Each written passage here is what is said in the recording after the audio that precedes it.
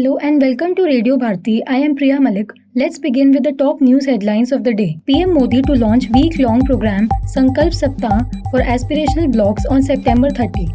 Fourth edition of Indo-Latin American Cultural Festival organized by ICCR begins in New Delhi. IMF says looming shutdown of US government poses avoidable risk to nation's economy, urges parties to reach consensus. North Korea amends constitution to bolster and expand nuclear force. Key domestic stocks ended around 1% down. Asian stock markets closed mixed. Sports Minister Anurag Thakur facilitated medalists from cricket, rowing and shooting contingents from 19th Asian Games in New Delhi.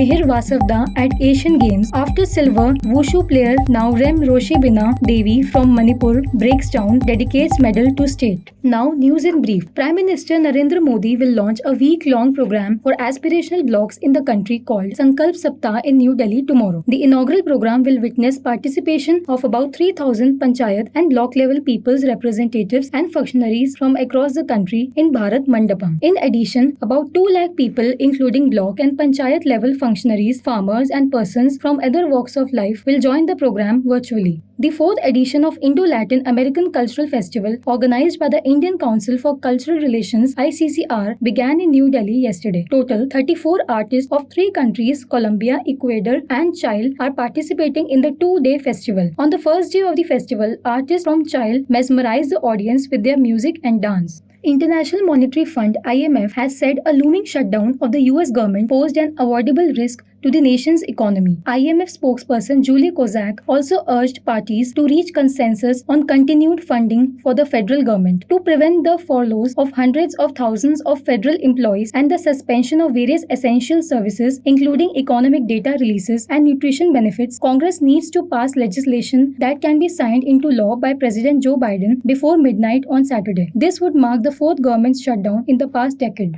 North Korea has amended its constitution to bolster and expand its nuclear force. The country's parliament added the law into North Korea's constitution after 2 days of meetings. It was passed by North Korea's Supreme People's Assembly (SPA), where leader Kim Jong-un addressed participants and called the move a historic event that provided a powerful political lever to boost national defense capabilities and protect national interests.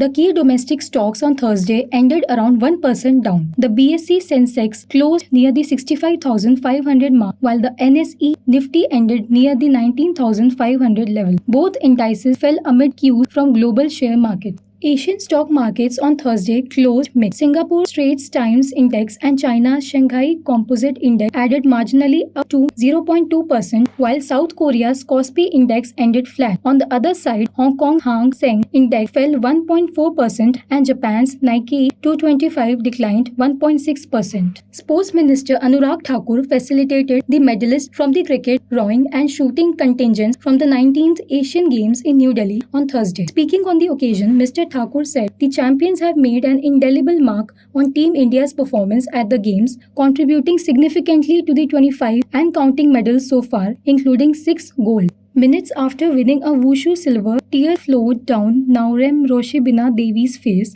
These, however, weren't tears of joy. While in Hangzhou, her mind was on the ethnic violence back home in Manipur. Hailing from Bishnupur district, one of the epicenters of ethnic clashes between the Meitei and Kuki communities that have kept the state on the boil for months now, Devi, a Meitei, said she spent sleepless nights worrying about her parents. That's all for today. Stay tuned to Radio Bharti for all newly updates. Like, share and subscribe to Radio Bharti. Thank you.